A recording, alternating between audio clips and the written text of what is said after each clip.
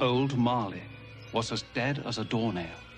This must be distinctly understood, or nothing wonderful can come of this story I am going to relate.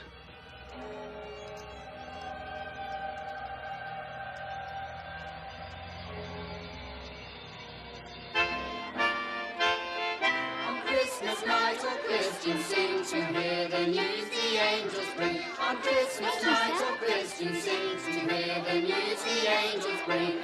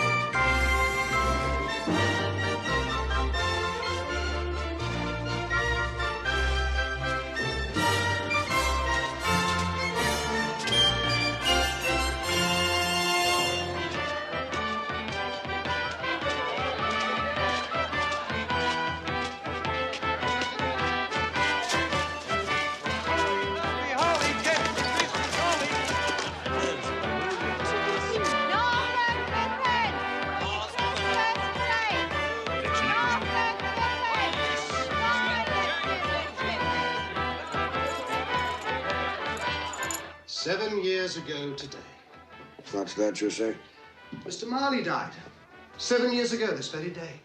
Would it be too much to ask that you return to the work for which I pay you so handsomely? Mr. Cratchit! The fire's gone cold, Mr. Scrooge. Come over here, Mr. Cratchit. What is this? A shirt. And this? A waistcoat. And this? A coat. These are garments, Mr. Cratchit. Garments were invented by the human race's protection against the cold.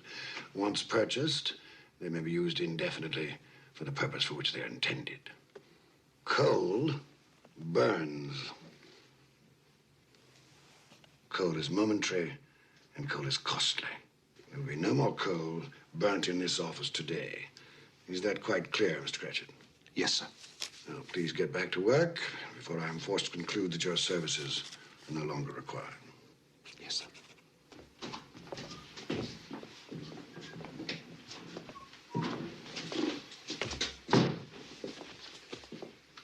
Merry Christmas, Bob Cratchit. And the same to you, Mr. Fred. Merry Christmas, Uncle. I said, Merry Christmas, Uncle. Humbug. Christmas a humbug, Uncle. Surely you don't mean that. I do. What's Christmas but a time for buying things for which you have no need, no money? Time for finding yourself a year older, not an hour richer. If I could work my will, every idiot who goes about with Merry Christmas on his lips should be boiled in his own pudding and buried with a stake of holly through his heart. Come now, Uncle. Neville, you keep Christmas in your way and let me keep it in mine. Keep it, but you don't keep it. Let me leave it alone, then. Much good it may do you. Much good it has done you. There are a great many things from which I might have derived good, from which I have not profited, I dare say. Christmas among the rest. But I've always thought of Christmas time when it comes round as a good time, a kindly, forgiving, charitable time. A time when men and women seem by one consent to open their shut-up hearts freely to their fellow creatures. And so Uncle Otis never put a scrap of gold or silver into my pocket. I do believe that it has done me good. And I say, God bless it.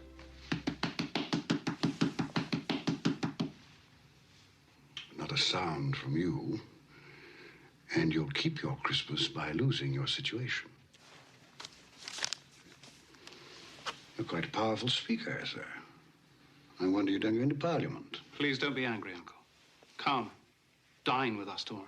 Dine? I'd see myself in hell for it. It would be a great joy to me. And to my wife. Yes, your wife.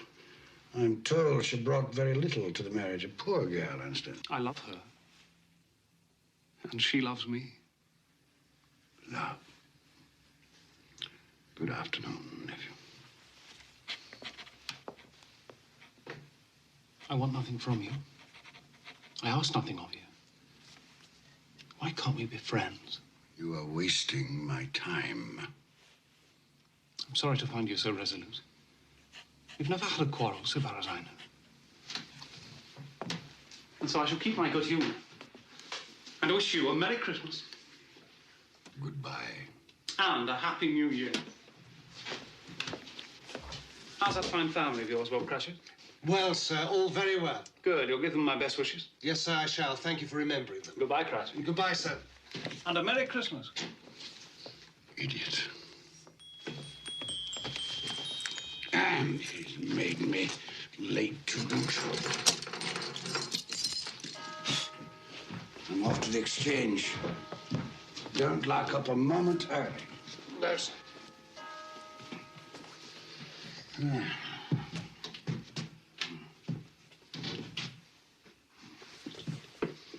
You'll want all day tomorrow, I suppose. If it's quite convenient, sir.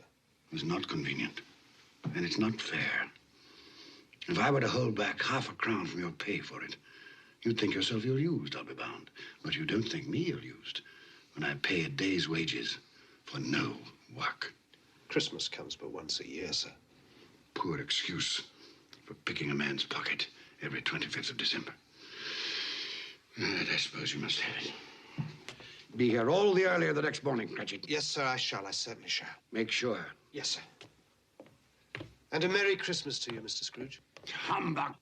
Ah.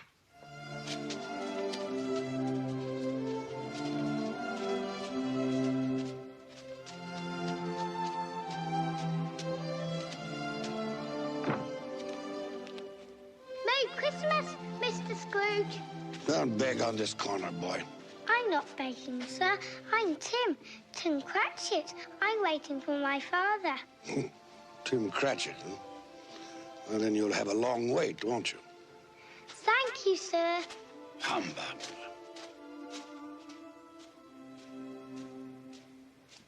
Our Saviour Christ and His Lady on Christmas Day, on Christmas Day. Our Saviour Christ and His Lady on Christmas Day in the morning. Clear the road. They with Out of the us way. Let me sailed through. the ships all three on Christmas Day, on Christmas Day.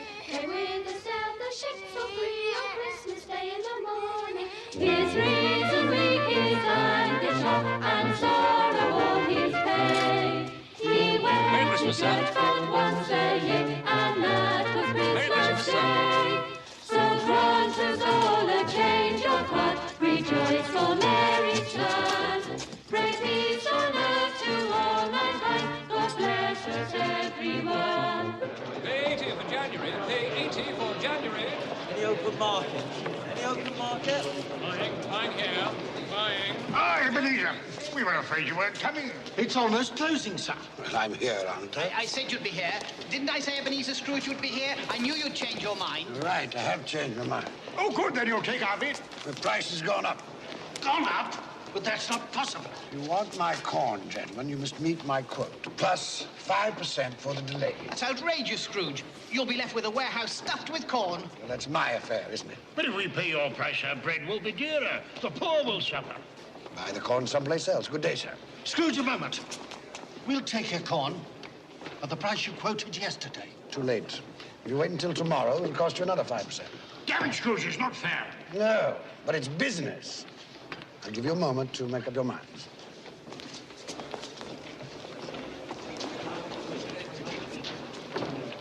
All right, Scrooge. Done and done. Very good, gentlemen. Now, make sure that a draft for the entire amount of this transaction is deposited with my clerk. I don't ship until I have the cash in hand. Good day. Mr. Scrooge, I presume. Indeed you do, sir. You don't know us. Nor do I wish to. My name is Poole, and this is Mr. Hackett. Excellent. Now, if you'll allow me to pass. Let me explain something. At this festive season of the year, it seems desirable that those of us with means should make some slight provision for the poor and destitute who suffer greatly at this time. Provision? Are you seeking money from me, then? Many thousands are in want of common necessaries. Hundreds of thousands are in want of common comforts. Are there no prisons? Plenty of prisons. The workhouses, they still in operation? They are. I wish I could say they were not. The treadmill, the poorhouses, still in full vigor? All very busy, sir. I was afraid from what you said that something had stopped them in full force. A few of us are endeavoring to raise a fund to buy the poor some meat and drink and food and warmth. What can we put you down for, sir? Nothing. You wish to be anonymous? I wish to be left alone. Since you asked me what I wish, gentlemen, that is my answer. I don't make merry myself at Christmas, and I can't afford to make idle people merry. My taxes help to support the public institutions which I have mentioned, and they cost enough. Those who are badly off must go there. Many can't go there, and many would rather die. If they would rather die, perhaps they had better do so, and decrease the surplus population. Surely you don't mean that, sir. With all my heart. Now, if you will go about your business, gentlemen, and allow me to go about mine. Good day.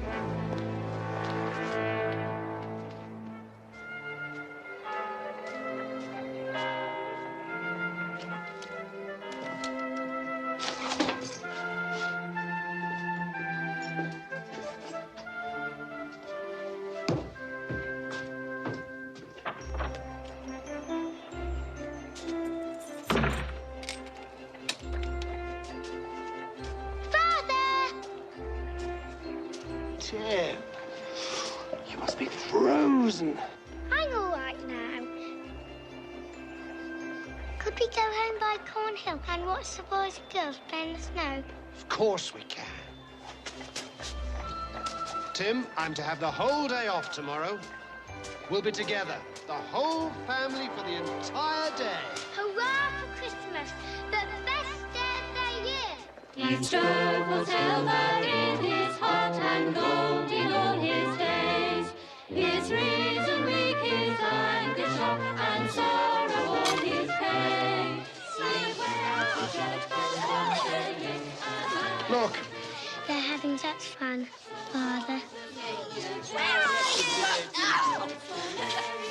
Go and get it! you'll be there one day, playing with the other children. I'm quite sure I will. I feel I'm getting stronger every day.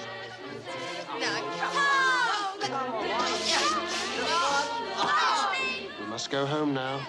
Your mother will be waiting for us. Yes, it's time to go home.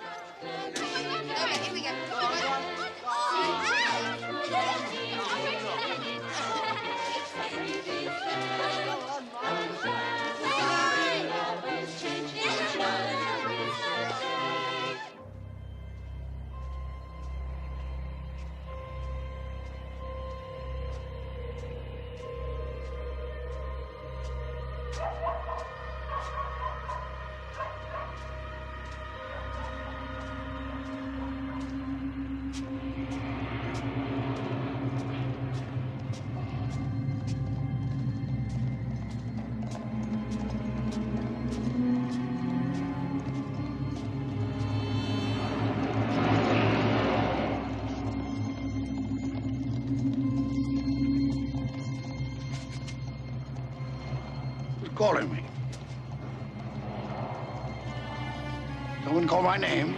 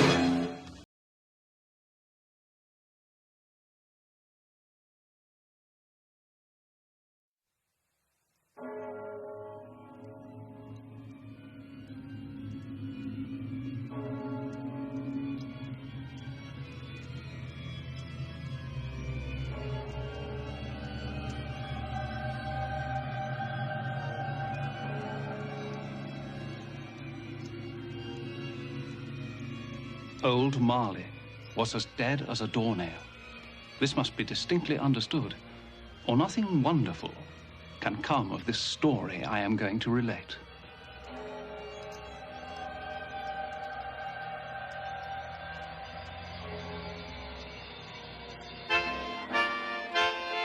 On Christmas night all Christians sing to hear the news the angels bring. On Christmas night all Christians sing to hear the news the angels bring.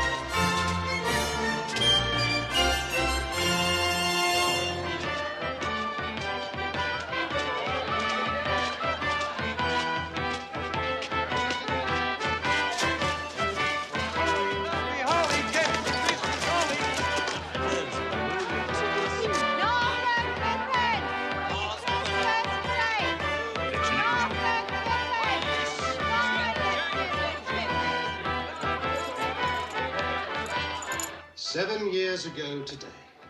What's that you say? Mr. Marley died. 7 years ago this very day. Would it be too much to ask that you return to the work for which I pay you so handsomely? Mr. Cratchit! The fire's gone cold, Mr. Scrooge. Come over here, Mr. Cratchit. What is this? A shirt. And this? A waistcoat. And this? A coat. These are garments, Mr. Cratchit. Garments were invented by the human race's protection against the cold. Once purchased, they may be used indefinitely for the purpose for which they are intended.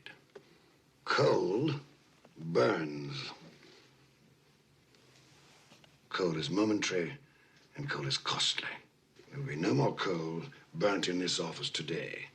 Is that quite clear, Mr. Cratchit? Yes, sir.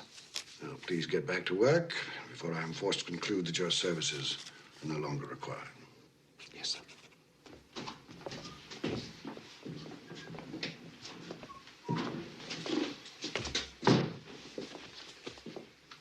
Merry Christmas, Bob Cratchit. And the same to you, Mr. Fred. Merry Christmas, Uncle. I said, Merry Christmas, Uncle. Humbug. Christmas a humbug, Uncle. Surely you don't mean that. I do. What's Christmas but a time for buying things for which you have no need, no money? Time for finding yourself a year older, not an hour richer. If I could work my will, every idiot who goes about with Merry Christmas on his lips should be boiled in his own pudding and buried with a stake of holly through his heart. Come now, Uncle. Neville, you keep Christmas in your way and let me keep it in mine. Keep it, but you don't keep it. Let me leave it alone, then. Much good it may do you, much good it has done you. There are a great many things from which I might have derived good, from which I have not profited, I dare say. Christmas among the rest. But I've always thought of Christmas time when it comes round as a good time, a kindly, forgiving, charitable time. A time when men and women seem by one consent to open their shut-up hearts freely to their fellow creatures. And so, Uncle, though it has never put a scrap of gold or silver into my pocket, I do believe that it has done me... You are a good man of business. Business! Mankind was my business. The common welfare was my business. Charity, mercy, forbearance, and benevolence were all my business. The dealings of my trade were but a drop of water in the comprehensive ocean of my business. I'm sorry for you, Jacob. Is there anything I can do for you? For me? Nay, it is too late.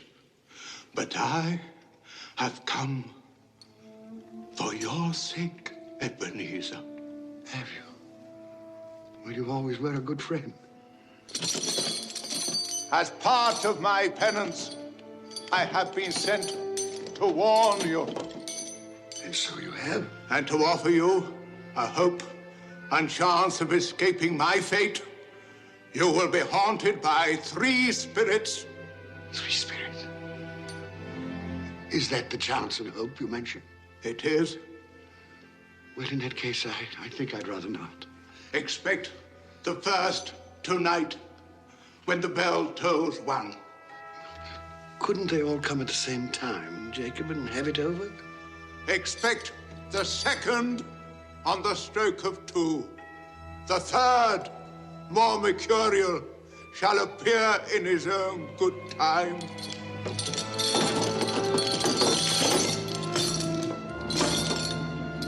Look to me no more.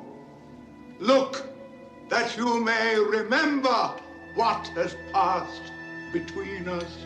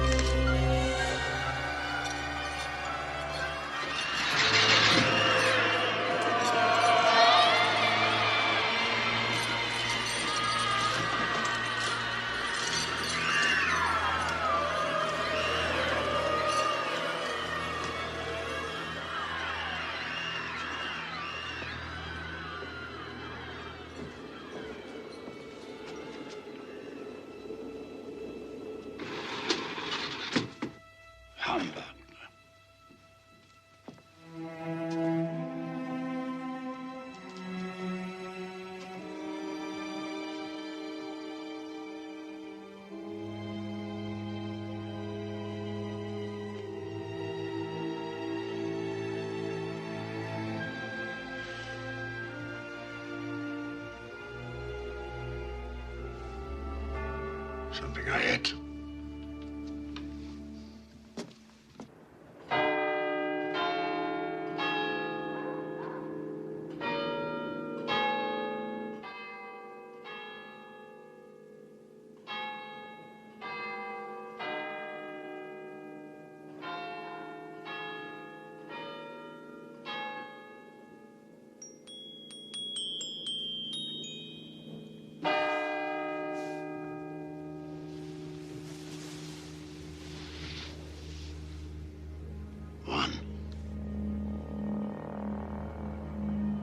What was it Molly said?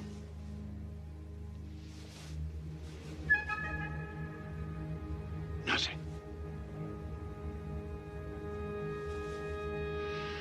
Just a dream, then.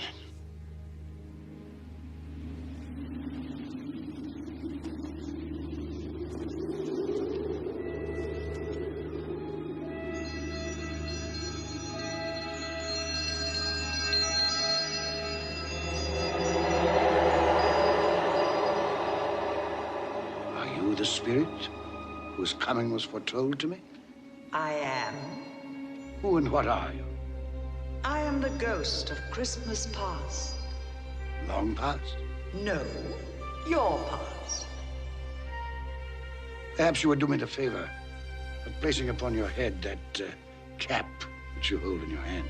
I bring the light of truth. Would you use this cap to put it out? I beg your pardon, I had no intention of offending. What business brings you here? It is for your welfare that I appear.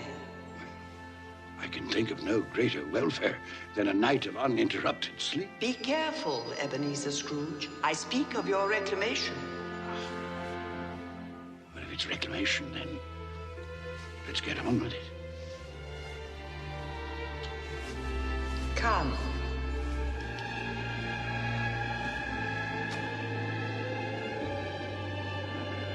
We shall be invisible and silent as the grave.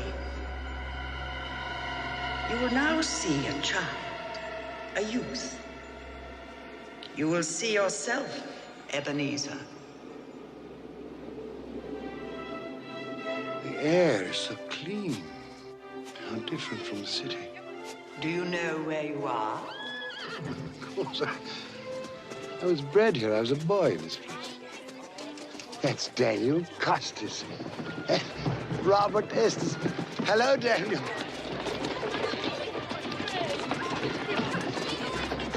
The big one there, that's David Tyler. David, look here, it's Ebenezer. I told you, Ebenezer. They can't hear you. How happy they all seem. That's right, they do. Yes, well, it's time to move on. Come along, Ebenezer. You know the way. I could walk it blindfolded. Your school. I remember. And it's Christmas Day. There's a boy in there, neglected. The boy is deserted by his friends and his family. His mother is dead. His father holds him a grudge. Why does his father hold him a grudge? She died in childbirth. His birth. Weep for the boy if the tears will come. He has his friends, even on this day. From his beloved books. There's Ali Baba. Dear old honest Ali Baba. And the Sultan's groom, turned upside down with the genie. But not a real child to talk to. Not a living person. Robinson Crusoe, not real. And Friday, and the parrot with green body and yellow tail, not real. He made do, this boy. Let us see another Christmas Day. When you were a youth. Fan. Fan! Dear, dear brother. I've come to bring you home, dear brother. To bring you home. Home.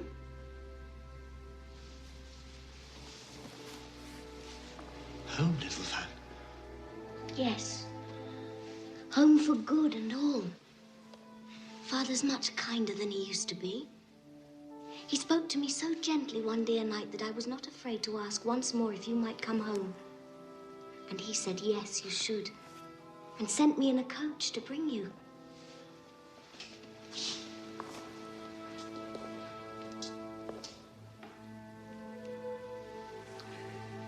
You're quite a woman, little Fan. And you are to be a man now. And never come back here. Come along, we mustn't keep Father waiting.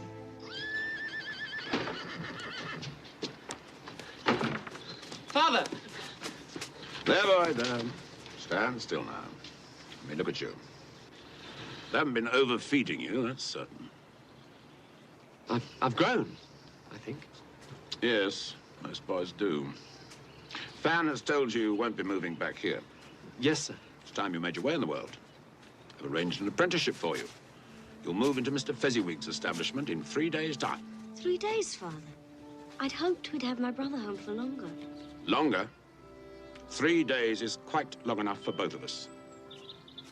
Don't you think, Ebenezer? Yes, sir. Quite long enough. You finished back there? All safe and secure, sir. The carriage, Fan. On our way. Into the carriage, boy.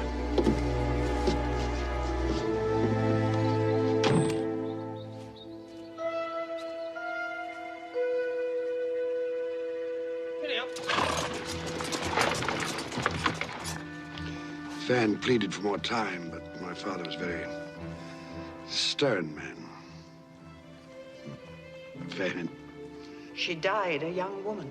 She had such a generous nature. Yes, too young. Old enough to bear a child. One son. Fred, your nephew, Fred Hollowell, yes. who bears a strong resemblance to your sister. Does he? I never noticed. You never noticed? I'm beginning to think you've gone through life with your eyes closed. Open them. Open them wide.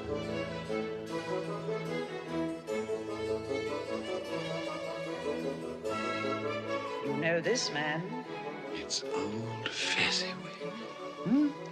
Oh, yes, my dear. Would you ask Mr. Pulling to refer that matter to Mr. Scrooge, eh? Thank you, my dear. And you know this place? No, was I not apprenticed here? Pay attention, everybody. Dick, Ebenezer, pens down. No more work tonight, boys. It is Christmas Eve. So, close those ledgers down, Ebenezer and Dick. Clear away in here, everybody. We need the room. Here we go, lad. You'll enjoy yourself tonight, Master Ebenezer. That is an order. Yes, sir, I'll try. Well, put your heart in it. You put enough of yourself into your work, and I've nothing but praise for the way you've discharged your duties. But you're young, eh? There's more to life than bolts of cloth and musty old ledgers, eh? It's Mrs. Fezziwig and the 3 daughters and their suitors. Happy Christmas to you all. Merry Christmas. Belle, I had forgotten how beautiful she was.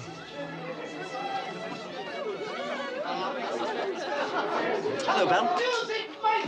Hello. Would you like to dance? Yes.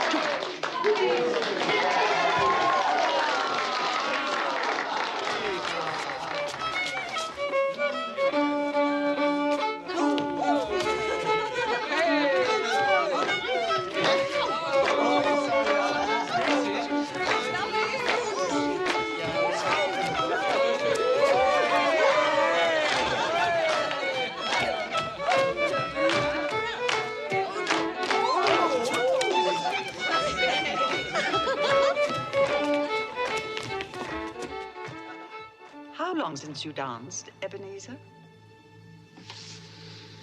Waste of time, dancing. You didn't think so then? There was a reason then. There's been a change in you since you'll come to Fezziwig's. You were so gloomy. Oh, I think I should warn you, Miss Bell. I am of a serious bent of mind. I consider seriousness to be an admirable trait of character, but it can be overdone. I should take heed of your advice, ma'am, and go through life with a grin on my face.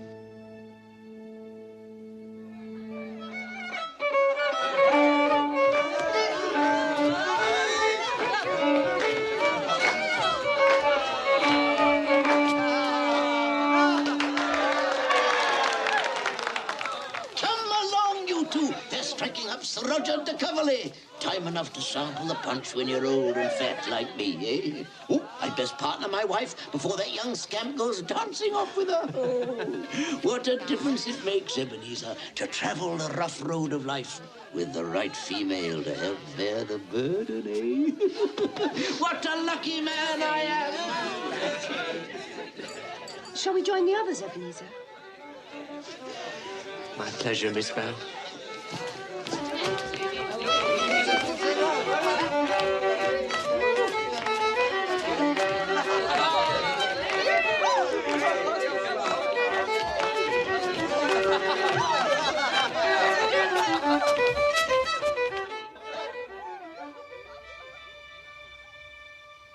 Old Fezziwig. A silly man.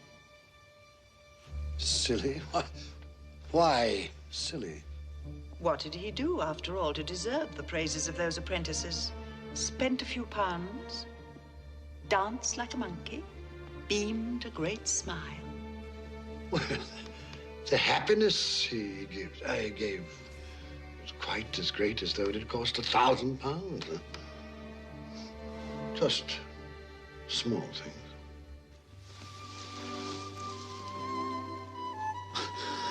Bell, are you in love, Ebenezer? The thought had occurred to me. She's too good for you. One day, when I've made my fortune, then I'll deserve her. It was a night never to be forgotten. Never. But you did forget, often. No? Look, another Christmas Eve, delayed by the pressure of business. Do you remember? No.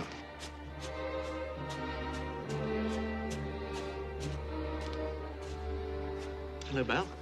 Now do you remember? I'm sorry I'm late. I thought you might not come. I know how busy you are. Well, the time of year and the nature of my business, it's important now that I use my time and opportunities wisely. Another idol has displaced me. What idol has displaced you? A golden one. All your hopes have merged into a master passion. Profit.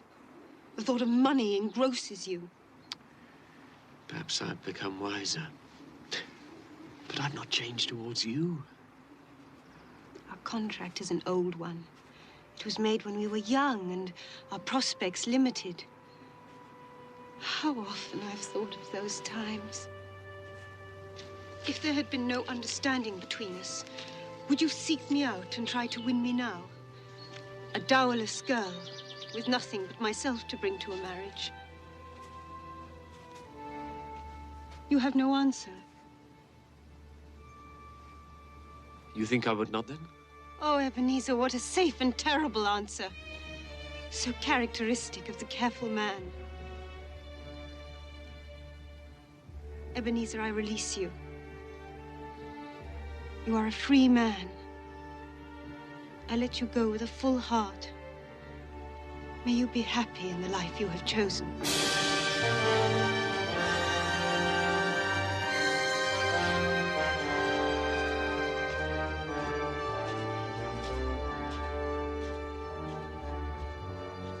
I almost went after her. Almost carries no weight, especially in matters of the heart. And you did have a heart, didn't you, Ebenezer? Why didn't you follow her? Upon his death, my father left me a small inheritance. Belle wished to be married, insisting that we could get along on very little. But I wanted something more for both of us. So I lent out that money, laid the foundations for financial success, which I have achieved, I may add. Congratulations. Well, thank you not to sneer. Spirit, show me no more. Conduct me home. You have explained what you gained.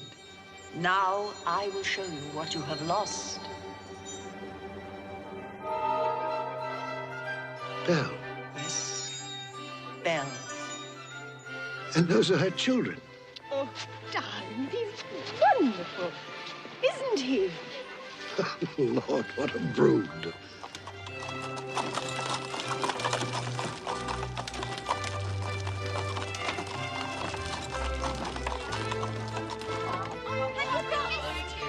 Hello, hello. Hello, my dear. Hello, Papa. Where's my present? Where's my present? You will have to wait until tonight. All of you. Presents on Christmas Eve, as usual. Fancy. It might have been mine. The same thought occurred to me. I saw an old friend of yours in the city this afternoon.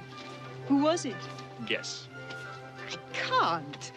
I don't know. Ebenezer Scrooge. Mr. Scrooge it was. I passed his office window and it was not shuttered. He had a single candle lit upon his desk. His partner, Jacob Marley, lies on the point of death, I hear. And there he sat, Ebenezer Scrooge, alone. Quite alone in the world, I do believe. Poor Ebenezer. Poor wretched man. Spare me your pity. I have no need of it.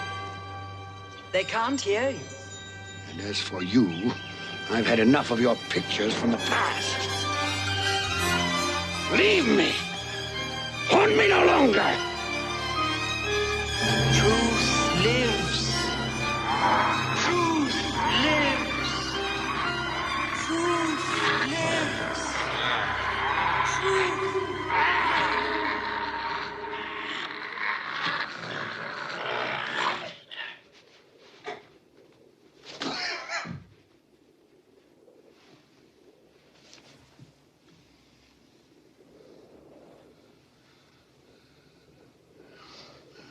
A nightmare.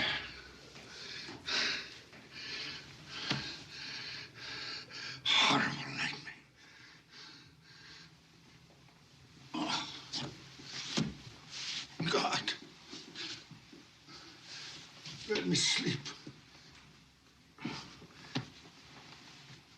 Let me sleep in peace.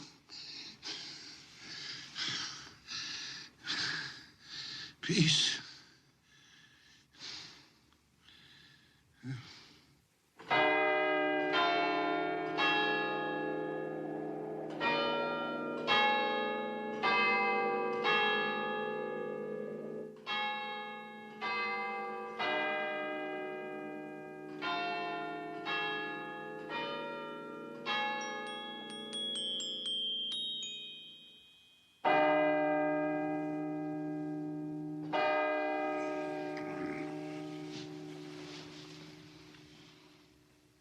Two.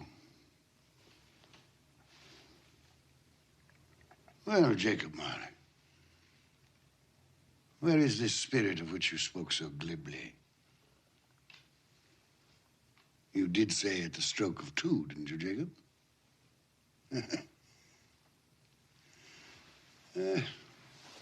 Mistaken in death, as you were in life, old partner.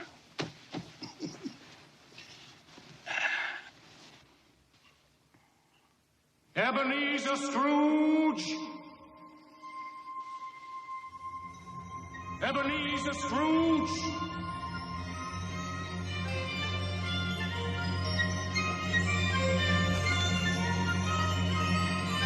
Come in! I intend to.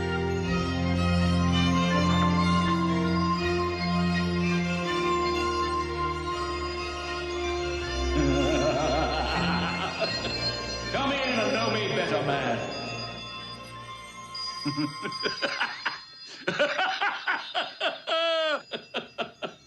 You've never seen the likes of me before, eh?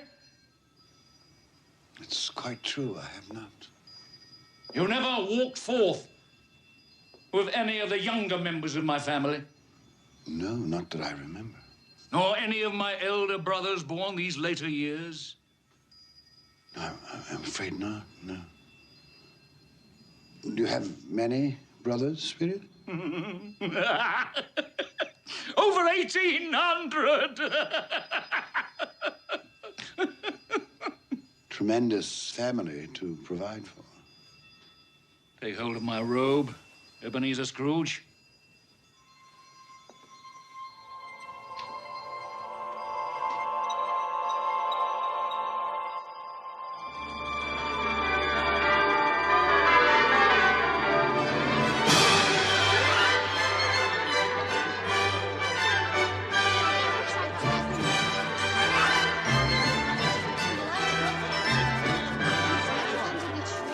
What day is it now?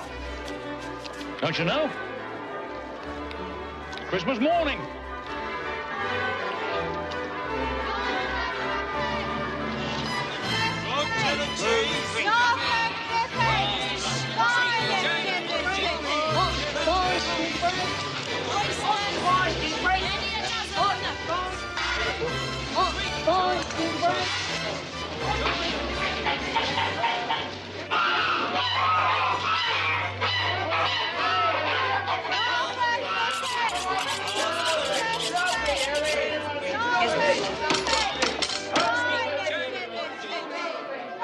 There's a lot of buying, isn't there?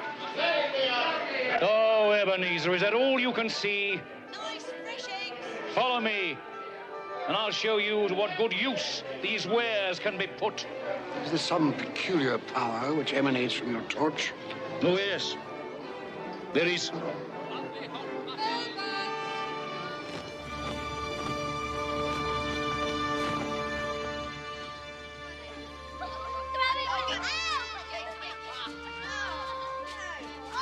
Do you know this house?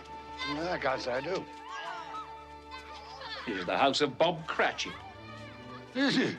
Well, he does very well on 15 bob a week. Shall we go in? I wouldn't want to disturb. As with Christmas past, we shall be invisible and unheard. I wonder what's keeping your father. He's probably stopped to talk to the parson. Father always likes to compliment him on his sermons. I do hope the pudding's a success this year. No one makes a better pudding than you, Mother. Peter, save some for the rest of the family. Just testing the cooking, Mother. I'm sure they'll manage very well on their own without your help, young man. Hello, Mother. Hello, Mother. Smell the goose cooking, Martha. Yes, it makes my mouth water. Mine too. I can't wait. Well, you'll just have to. Now run along with Martha and help her butter the bread thinly. Here they are. Merry Christmas, everyone. You're late, Bob Cratchit. Oh, and you're quite like an icicle tin. You've been dawdling. Father had a long talk with the minister. Thought as much. Come, Tim, listen to the pudding hissing on the fire. It's like a giant snake inside the copper. Go along with your brother and sister, Tim. I'll begin the wine. Off you go, then. Come on. How did you behave in church? As good as gold. Better. Mother's very worried if it'll turn out all right. Look how they support him. What did you say? Nothing. It's, nothing. Somehow he gets thoughtful sitting by himself so much. He thinks the strangest things. He told me coming home that he hoped that the people in church saw him because he was a cripple, and that it might be pleasant for them to remember on Christmas Day who it was that made lame beggars walk and blind men see. It seems to me that Tim is getting stronger every day, that his limbs are growing, that he's in better spirits, it seems to me. Yes, Bob. I'm sure you're right. He is getting stronger. Well, we're all here. That's the important thing. Belinda, help me with the goose. Yes, Mother.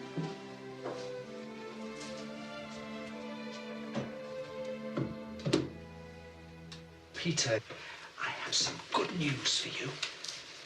I met by chance this morning at church a fine gentleman, Fred Hollywell by name. He's a nephew of our own Mr. Scrooge. And he remembered that I have a son coming of working age, and he told me that he had a position open starting at 3 shillings and 6pence every week. 3 shillings and 6pence every week? So, if you are agreeable, you may start work on Monday next. Now I can begin to help you and Mother. More important, you shall be embarking on a fine career. To start a boy at 3 and 6pence a week. Hey, it's typical of my nephew. It's no wonder he's never been able to put by a penny. Perhaps he's put by more than money. Fred? He's doing this to spite me, you know? Employing the son of my employee at an exorbitant wage.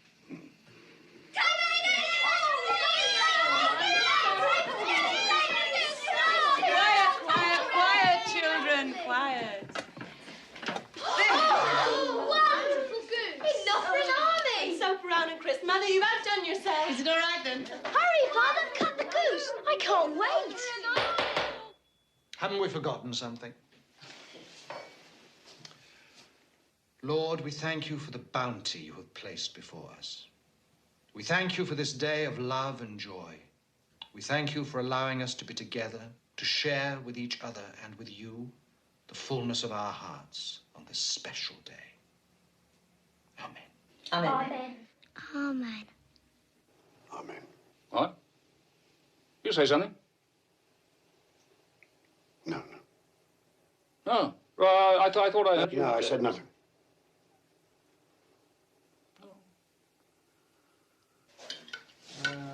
Peter. Alice. Linda. Potato, Alice? A very small goose. It's all Bob Cratchit can afford. Me. Are we all served? Yes. Then let's begin. And a Merry Christmas to us all. A Merry Christmas to us all. And God bless us, everyone.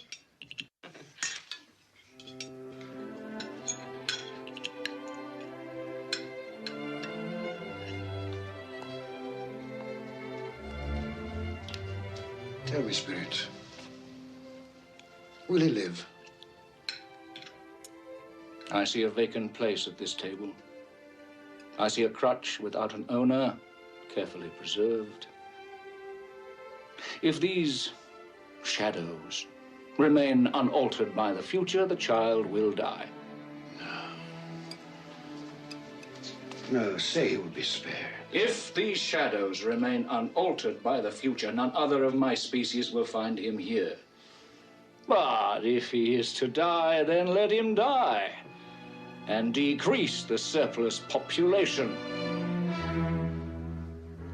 You use my own words against me.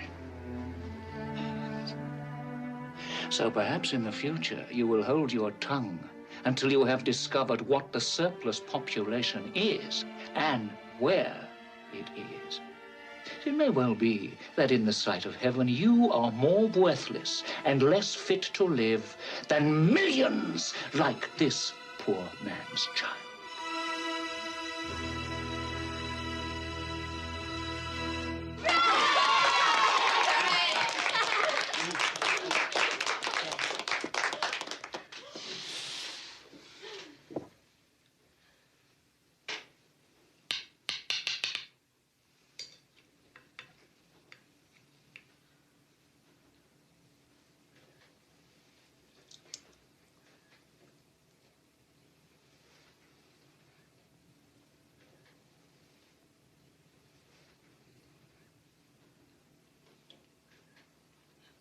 A triumph, my dear. Another triumph. I told you so, Mother. Oh, it's a success. What a relief for Mrs. Cratchit. Now their feast is over. Not quite. Just one more ceremonious moment. Look.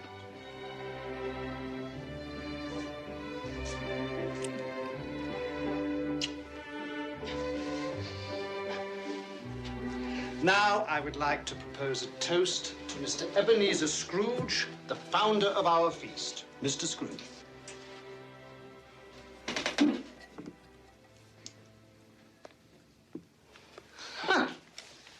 commander of our feast, indeed. I wish I had him here. I'd give him a piece of my mind to feast upon, and hope he had a good appetite for it. My dear, the children, it's Christmas Day. It should be Christmas Day, when one would drink the health of such a stingy, odious, mean, hard, unfeeling man as Mr. Ebenezer Scrooge. My dear, have some charity.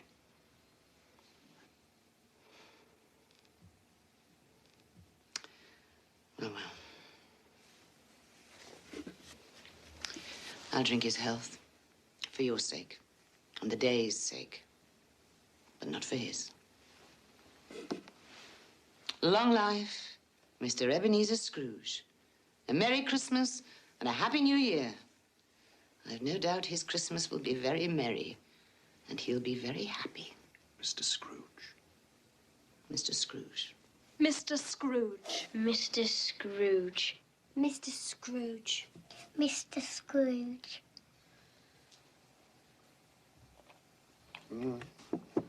He's made a point, Bob Cratchit has. Without me, there would be no feast, no goose at all. My head for business has furnished him employment. Is that all you've learned by observing this family on Christmas Day? All? No, not all, but one must speak up for oneself, for one's life.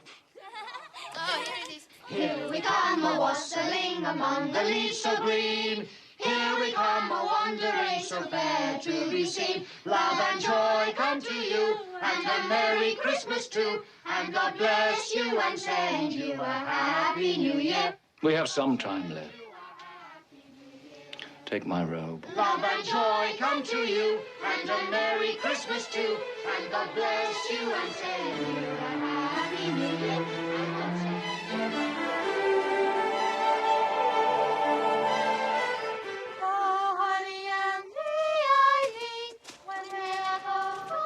Where are we now? Just a street. Any street. This house. We'll go in here. Think it might amuse you. I'm in no mood to be amused.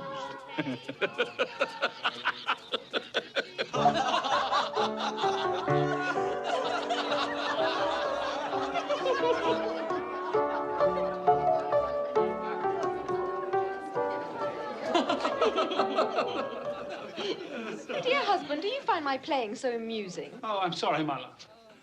I was thinking of his face yesterday. Humbug, he said. Humbug. He said that Christmas was a humbug. He believed it, too. I'd very much like to meet your uncle, sir. The droll way in which you portray him tickles my heart. He's a comical fellow. But not so pleasant as he might be. His offences carry their own punishment. Dear brother-in-law, it's said he's very rich. Yes, well, that is very true. But his wealth is of no use to him. He doesn't do any good with it. He doesn't even make himself comfortable with it. You must squander it. That's what you mean by comfortable. You mustn't argue with those we visit. It's useless and even tactless. Tact is a quality I despise. That I can see. I have no patience with him. Well, I have, and I feel sorry for him. Sorry for me. Who suffers from his ill whims? Himself, always. Here, he takes it in his heart to dislike us and not come and dine with us. And he loses a very good dinner indeed. The reason that I talk about my uncle so is that my mother, God rest her saintly soul, was very fond of him. She loved him. It's true. Fan loved me, and I her.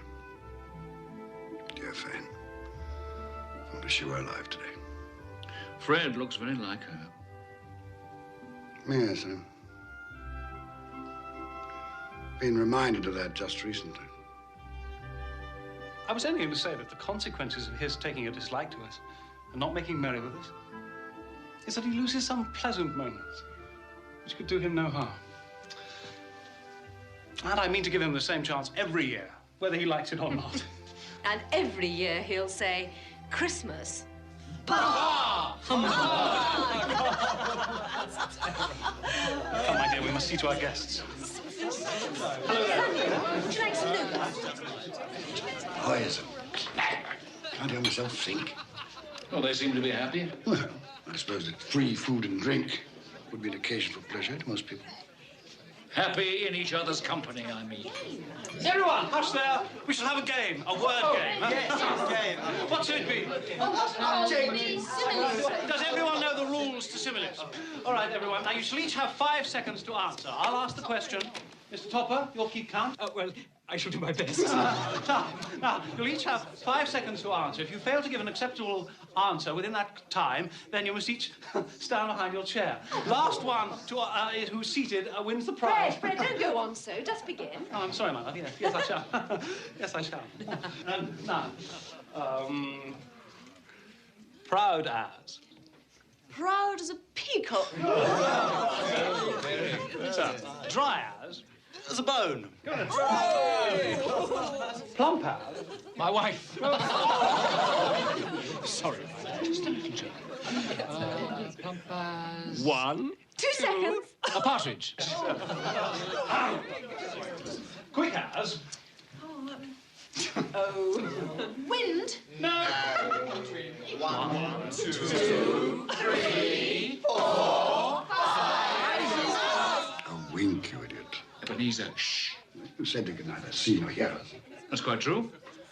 Oh, yes, sorry. Even I forget the regulations sometime. After all, I do not come back very often. Shh, I'm trying to listen to the game. Modest as. A maiden. No. Well, I'm sure it's a well-known simile. Well, I was thinking of modest as a violet. Right. However, I will accept your answer. Janet. Attend. Tight as. Tight as... A drum. Anyone knows that. Tight as. Not very bright, my nephew's wife. Tight as your Uncle Scrooge's purse strings. Oh, Janet, that's quite wrong. And your time is up. You've lost and you must stand behind your chair. Tight as a drum. That's what I was thinking of. Good for you, Fred. The boy's got a head on his shoulders. And as for the laughter at my expense, Spirit, I'm inclined to overlook it in view of the general gaiety of the evening. It is now time to leave this pleasant scene. We have one more visit to make before my time is done. Take hold of my robe.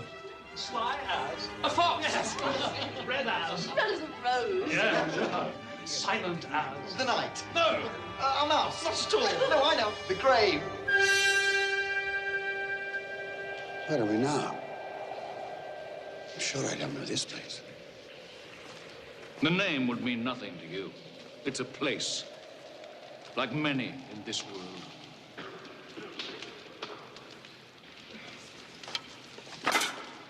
Do we have enough wood for the night? Ah, it'll last through. At least there's one thing still free in this country. Mary, Peter, they're cooked. They're too hot. It'll be cold soon enough.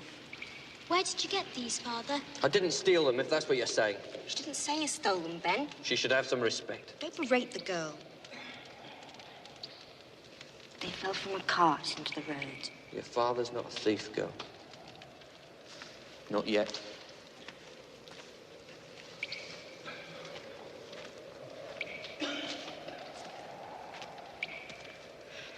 Why are these people out here?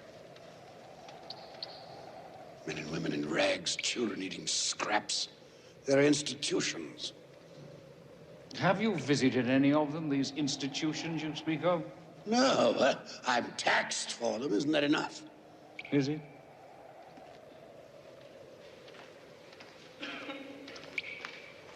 Ben, come back to the fire. Look at these hands, Meg. They're hard hands. They've done hard work. I want to work. I want to have bread for my children. It's not right that there's no work. We're together, Ben. That's the important thing. I love you, Meg. I love the children. Tomorrow, take the children and go to the parish poorhouse. No. No. I'd rather we all drowned in the river than go to one of those places and be separated forever. Until I get work. No. Ben, we're a family. We stay together. Come. Come back to the fire. Come.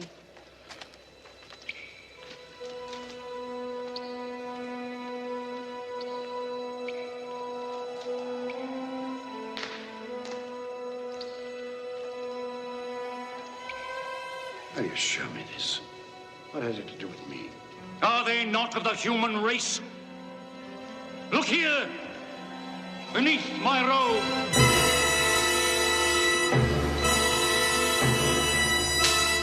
Look upon these.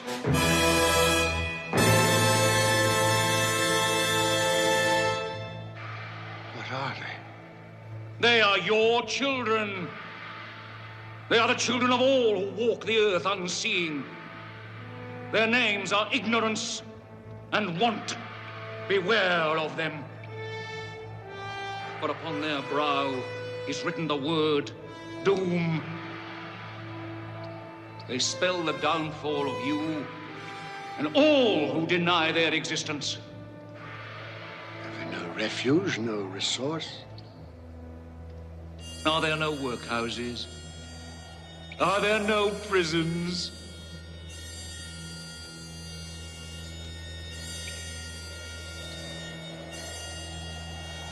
Cover them. I do not wish to see them. I thought as much. They are hidden. But they live. Oh, they live. Well, time has come for me to leave you, Ebenezer Scrooge. Leave me here? Oh, yes. Well, you cannot. Take me back to my bed. It's too late. It's cold. The place is strange. Don't leave me.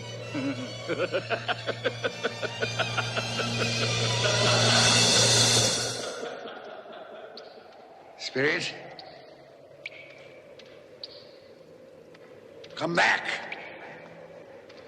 I wish to talk.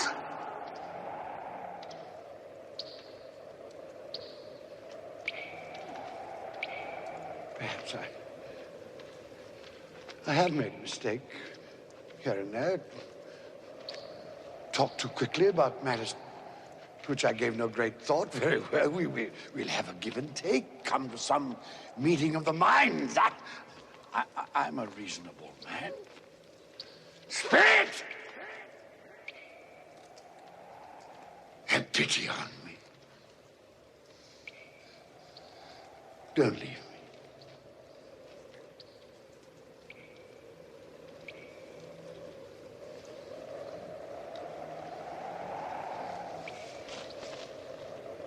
What have I done to be abandoned like this? What?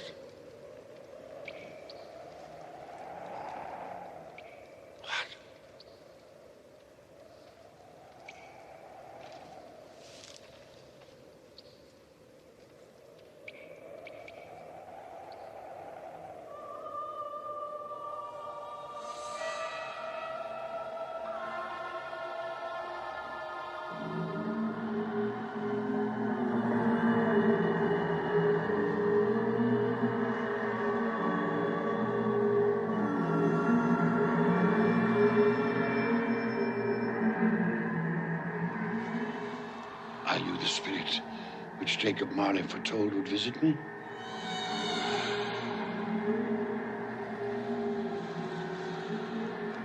And I am in the presence of the ghost of Christmas yet to come, am I not?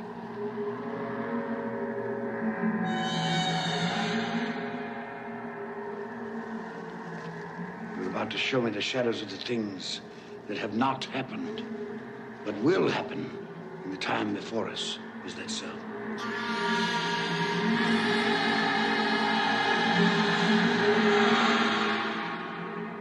fear you more than any specter I've seen.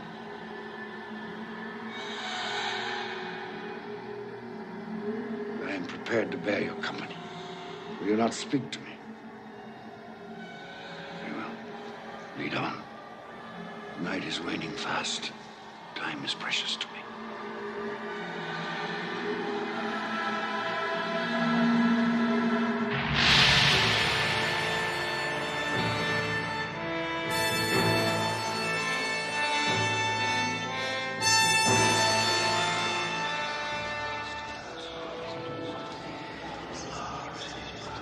This place, I know it very well.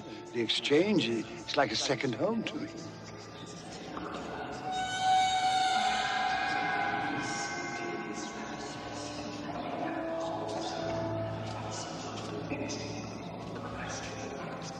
No, I don't know much about it either way. I only know he's dead. When did he die?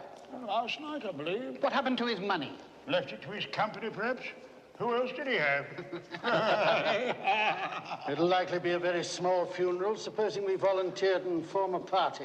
I'll go if lunch is provided, but I insist on being fed for the time I'll waste. Have these men no respect for the dead? I should go, I suppose. After all, we did considerable business together. Well, I must go and find the price of corn. Goodbye. How was I privy to that conversation? What purpose could it have for me?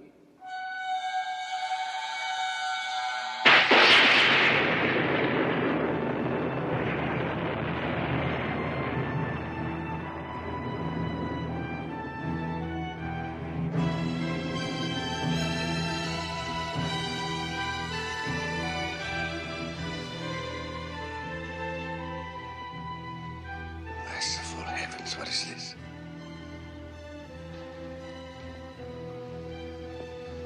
Spirit, this is a fearful place. I wish to leave it.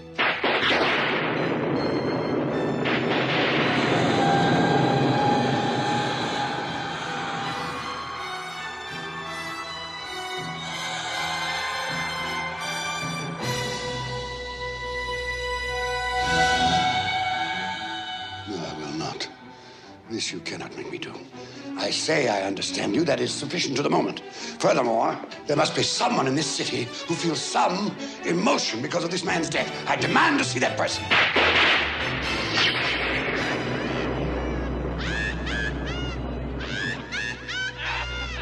This is a most foul part of town. We must have made a mistake, taken a wrong turn.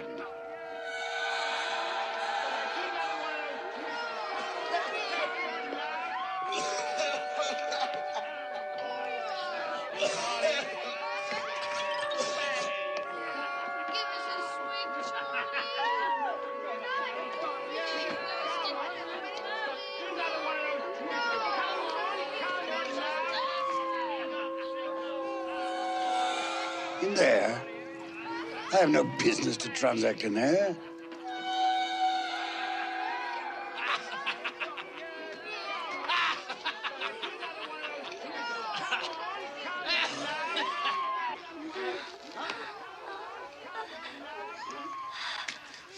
Well, open it up, Mrs. Dilber. Am I to pay you for goods I haven't seen? You'll not ask me how I came by these? Every person has a right to take care of himself. That's my motto. Well, he always did. And who's the worse for the loss of a few things? Not a dead man, I suppose. No, indeed. I mean, if he'd wanted to keep him after he was dead, the wicked old screw, why wasn't he more natural in his lifetime? If he had been, he'd have had someone to look after him when he was struck with death. Instead of lying there, gasping out his last, alone, by himself.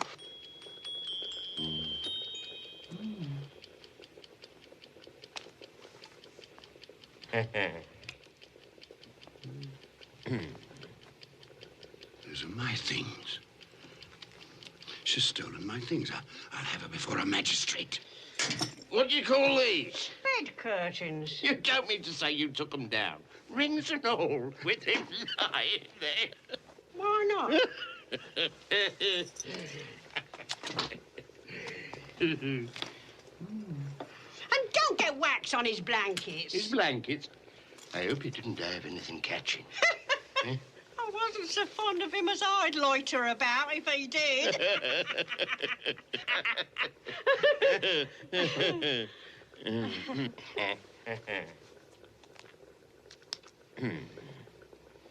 Well, what's your offer then? 4, 6, 5, 3, 6, 2, 4, 7, Those are not my things.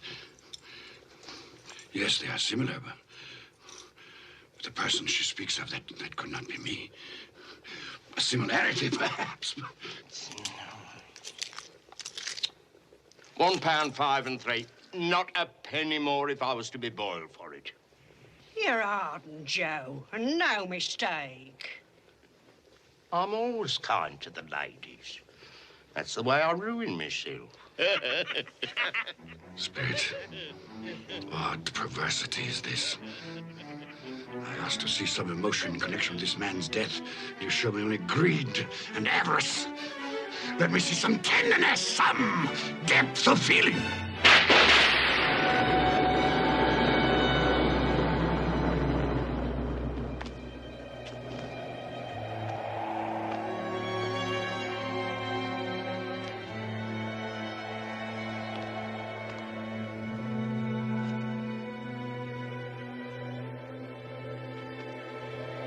Must be some confusion.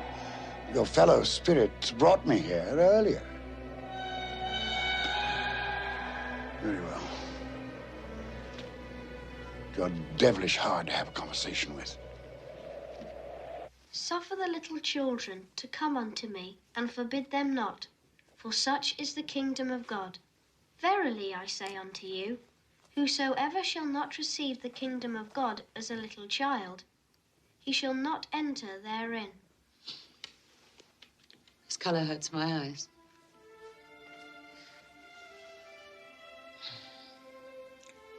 It's better now. This work makes my eyes red. And I wouldn't show red eyes to your father when he comes home. Not for the world. It must be nearly his time. Past it, rather. I think he walks slower than he used to these last few evenings, Mother. Yet I've seen him walk home with Tiny Tim on his shoulders very fast indeed. And so have I. And so have I. And so have I. But he was very light to carry. And your father loved him so that there was no trouble. No trouble. There is your father now. Hello, Father.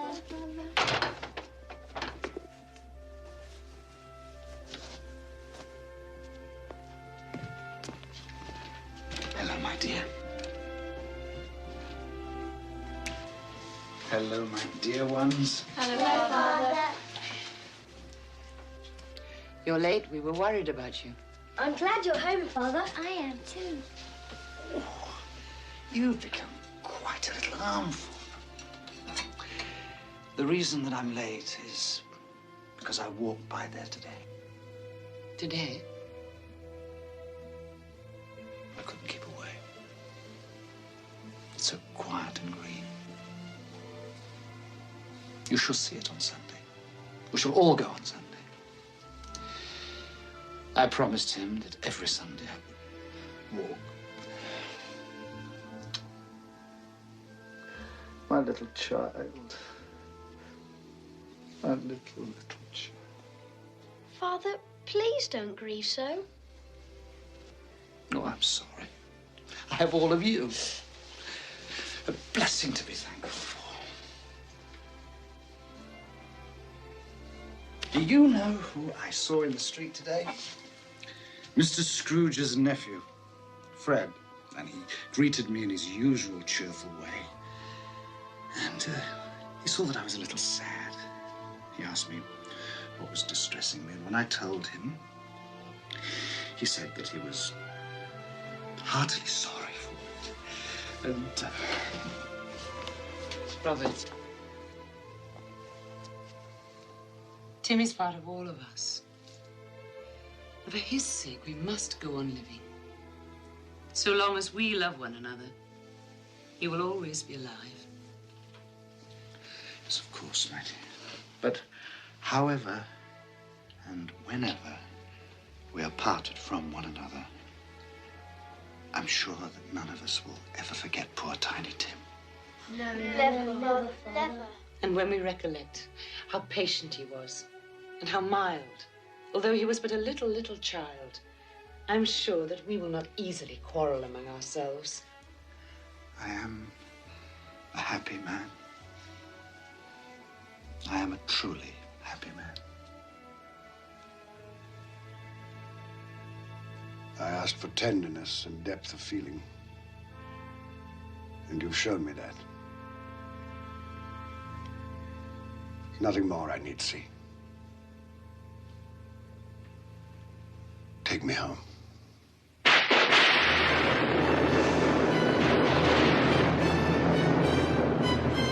What is this? I thought we had agreed that you would transport me home.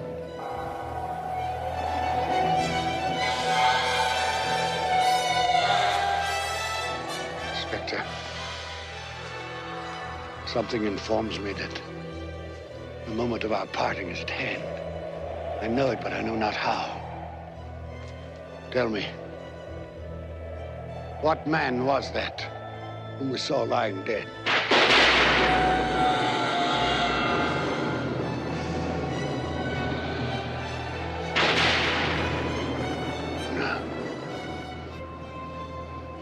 No, before I draw near to that stone, answer me this. Are the things you have shown me the shadows of the things that will be? Are they the shadows of the things that may be only?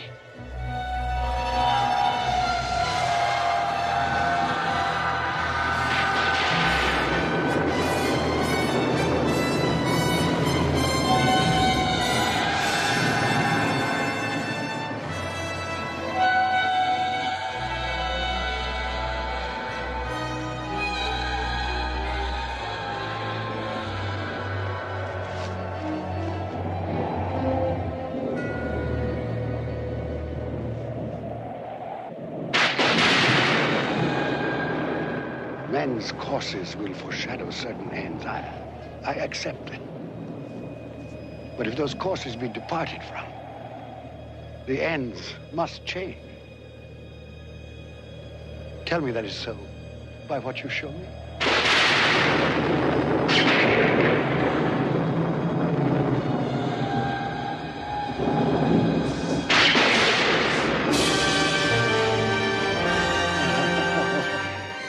Hear me, I am not the man I was. I will not be the man I must have been but for this visitation. Why show me this if I am past all hope? Good Spirit, your nature intercedes for me and pities me. Say that I may change these things by an altered life. I will honor Christmas in my heart and try to keep it all the year. I will live in the past, present, and the future. The spirits of all three shall strive within me. I will not shut out the lessons that they teach. Tell me. Tell me that I may sponge away the writing on this stone. Spare me. Spare me.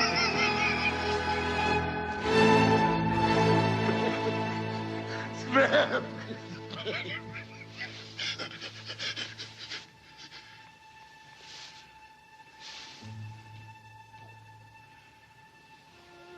My own room.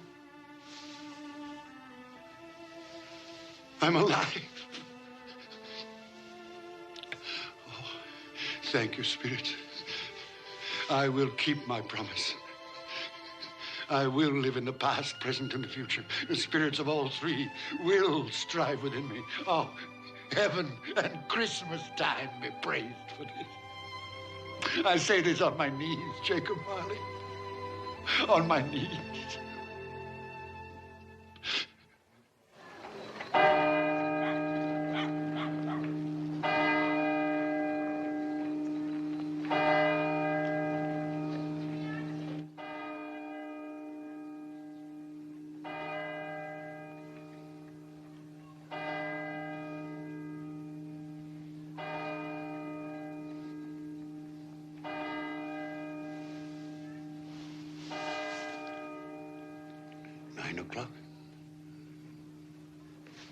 In daylight.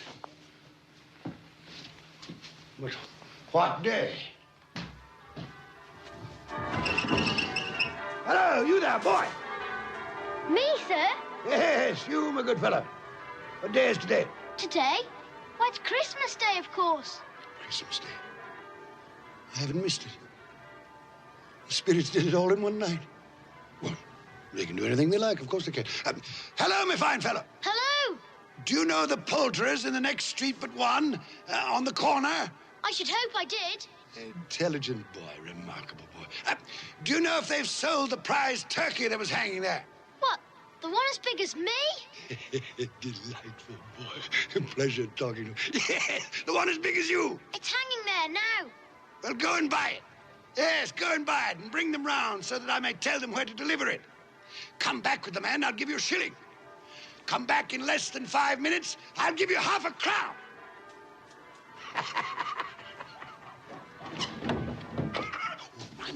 I must dress myself. So much to do. I don't want to lose any time.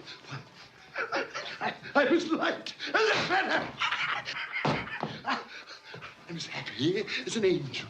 I'm as merry as a schoolboy. I'm as giddy as a drunken man. Merry Christmas to everybody, and a Happy New Year to the world!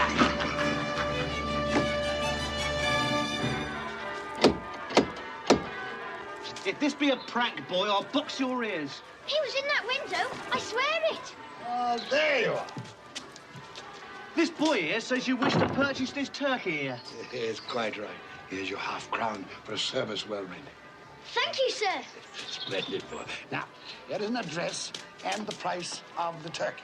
You'll take this fine bird to Bob Cratchit in Camden Town. The directions are all written down. You leave immediately this very moment. Yes, sir. You'll say only that it comes from a friend. And it must be there in time for Christmas dinner. It will be, sir.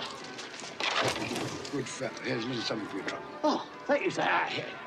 Not at all. Offer you. Thank you, sir. Merry Christmas. Wonderful day.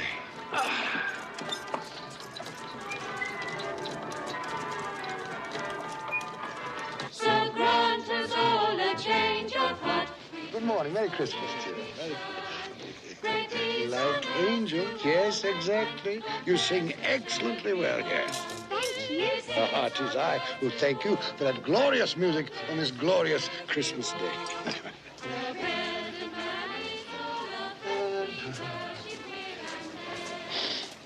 Good morning, gentlemen. Oh, gentlemen, good morning, gentlemen. Merry Christmas to you. Mr. Scrooge. Yes, that is my name. I fear it is not pleasant to you. Allow me to beg your pardons, and please accept my pledge to the poor and needy for... Lord bless me. My dear Mr. Scrooge, are you quite serious?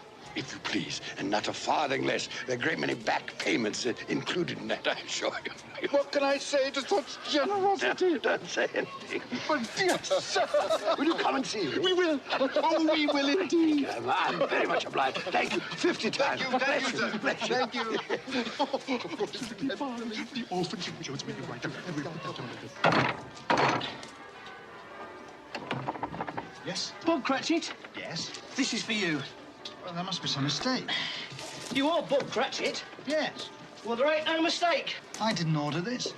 This here prize turkey was bought and paid for by a gentleman to be delivered to Bob Cratchit and family in time for Christmas dinner. What gentleman? What's his name? Anonymous. He wishes to remain anonymous. Anonymous, you said? That's what he said, an anonymous gentleman. Well, who could have sent it? I have no idea. Perhaps it's a mistake. That's what I thought. It's got our name and address on it, though. What should we do then? I say we cook it and eat it and have the best Christmas feast we've ever had in our lives. And I say, Mrs. Cratchit, what a splendid idea. And God bless us all, everyone. And God bless us all, everyone.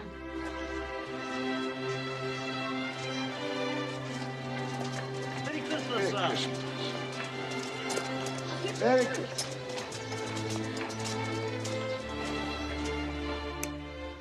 Oh, Fred. Oh, it's much too expensive. But do you like it? Oh, I love it. Oh, it's the most beautiful thing I've ever seen. Well, then, it belongs upon your wrist, my darling. Merry Christmas. Oh, Fred, I do love you. Oh, and not just for this. I know. I know. Who can that be? Well, no one's expected this, have they? My God. It's Uncle Ebenezer. Your uncle? What in the world would he want? Open the door, Mary. I'm sure I don't know.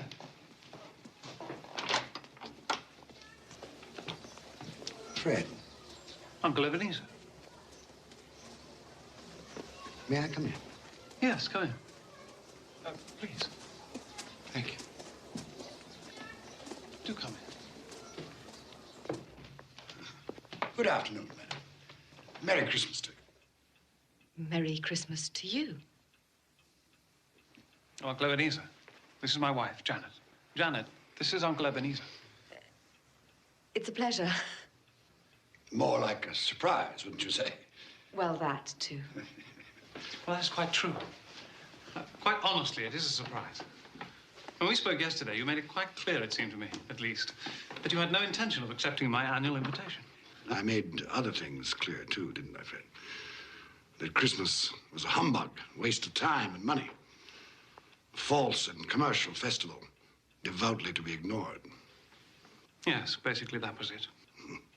Well, I've come for 3 reasons. First, to beg your pardon for the things I said about Christmas. That was a humbug, Fred. Was it? I didn't know it then, but I know it now. Secondly, I've come to meet your wife. Well, here she is. Yes. And a very beautiful woman she is, too. Thank you.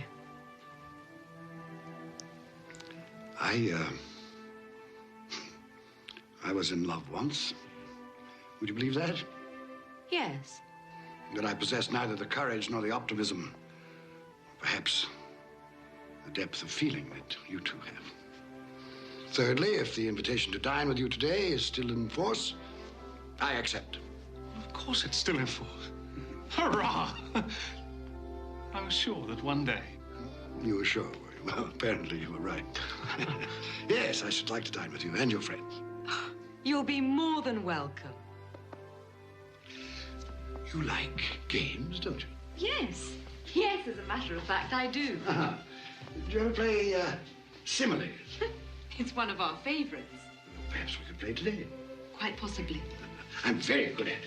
And should the phrase tight as be thrown out, the answer is a drum. Why, yes, so it is. Good.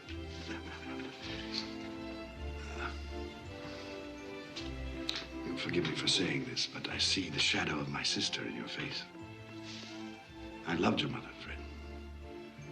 For a time there, I forgot just how much I loved her. Perhaps I chose to forget. Well, now, if it isn't too much trouble, I should like to sample some of that punch for which you're so famous. Of course. You've made us both very happy, Uncle Ebenezer. Have I? Yes. God forgive me for the time I wasted.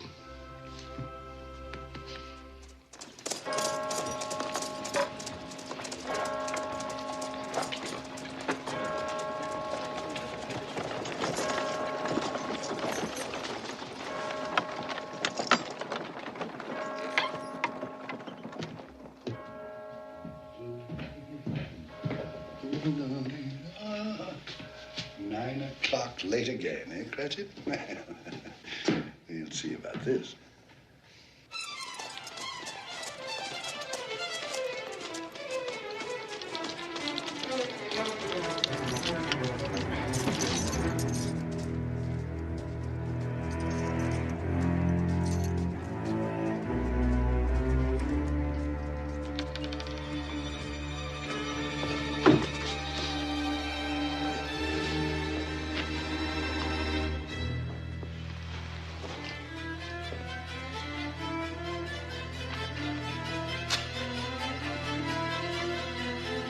Mr. Cratchit! Yes, sir.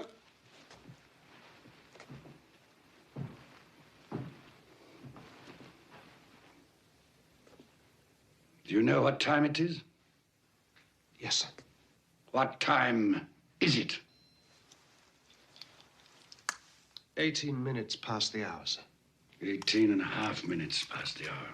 What do you mean, coming here this time of day? I'm sorry, sir. I am behind my time. Yes, I think you are. Step this way, sir, if you will, please. It's only once a year, sir. It shall not be repeated.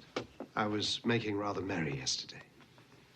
Well, I'll tell you, my friend, I'm not going to stand for this any longer. Therefore, I am going to double your salary. Double my salary, sir? Yes, Bob.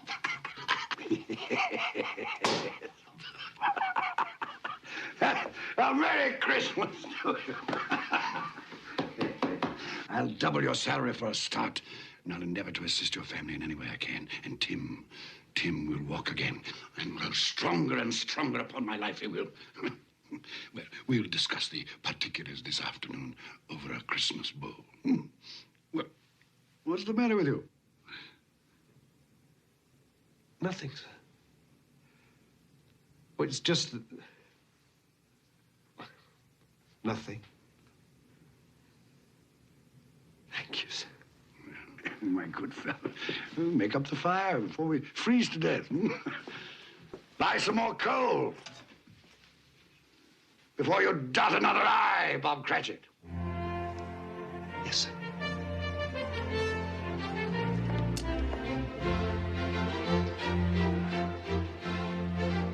Ebenezer Scrooge was better than his word.